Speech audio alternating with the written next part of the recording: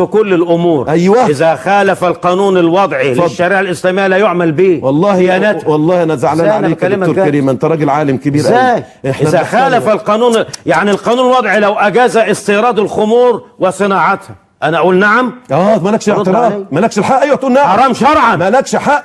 والدوله تأثم اذا سمعت بصناعه الخمور واذا سمعت باستيرادها وتصديرها، لانه مخالف للشريعه. مش في طوائف في بلدك بتبيعها؟ انا لا ماليش دعوه بالطوائف اللي تبيعها. طب الدوله ما سمحت ليهم، انت مالك مالك؟ لهم هم، مش لعموم الشعب. طب حضرتك انت دخلت ليه في القانون؟ امال تدخلت ليه؟ ربنا حرم الميسر، يبقى يمنع اداره صالات القمار. يعني انت المحتسب يا دكتور كريم، ده شريعه، ده خطر قوي. يعني هي لا اله الا الله، ده شريعه ربنا. لا خطر قوي. لا انفرط في الشريعه، نهون الشريعه، لست عليهم بمسيطر. اسيب الشرع للقانون، إن عليك الا البلاغ. يعني حضرتك اصبح القانون بديل الشريعه. بس رد عليا في السؤال، هل القانون اصبح بديل عن الشريعه؟ بديل؟ لا ما تقولش الكلمه دي، انت راجل عالم. القانون هو الشريعه. لا، القانون هو الشريعه شيء والقانون الوضعي شيء. إنا أنزلنا إليك الكتاب بالحق لتحكم بين الناس بما أراك الله سبحانه. الرسول ومن يعني أتى ومن قام يعني مقام الرسول من أهل الشرع. ده دليل، ده راجل يا فقه، يا راجل. إنما النهارده ده ربنا بيقول لتحكم بين الناس بما أراك، بما أراك. يعني المستجدات، الدي ان ايه ده من الشريعه ولا مش من الشريعه؟ انا ما تاخدنيش في الامور دي.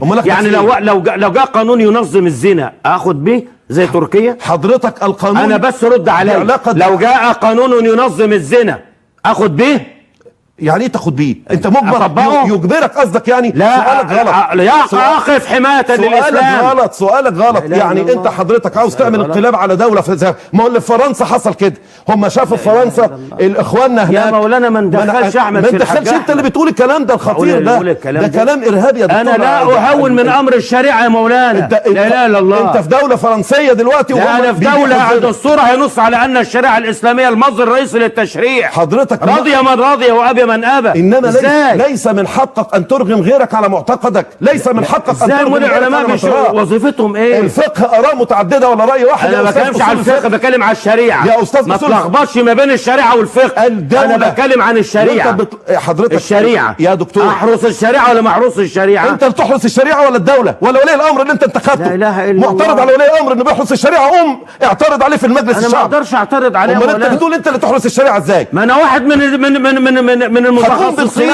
يعني انت تدعو الى انقلاب على السلطه عشان تحمي الشريعه؟ افرض جالي شيخ، استنى عليا لو سمحت، يعني ما افرض جالك شيخ وقال لك انا معترض على الحاكم في المساله الفلانيه، اقول له قوم احرس الشريعه؟ هل حراسه الشريعه بتقسمها ازاي؟ التايتل ايه بتاعك عشان تحرس الشريعه؟ التفويض بتاع جبريل فين اللي بتحرس بيه الشريعه؟ مين اللي يديك التفويض ده؟ ربنا. فين الدليل؟ الله. ولو ردوه الى الرسول والى اولي الامر منهم لعلمه الذين يستنبطونه. ما انت بتحرض على الخروج عن ولي الامر. ما انت بتحرض على الخروج عن ولي الامر، مش ولي الامر اللي بينظم الدوله. طيب ولي الامر هو اللي عمل شرم الشيخ والخلاف. بس انت طب ايه اللي بيدعوك يا شيخ احمد؟ بس يعني لا يجب انك تنسحب.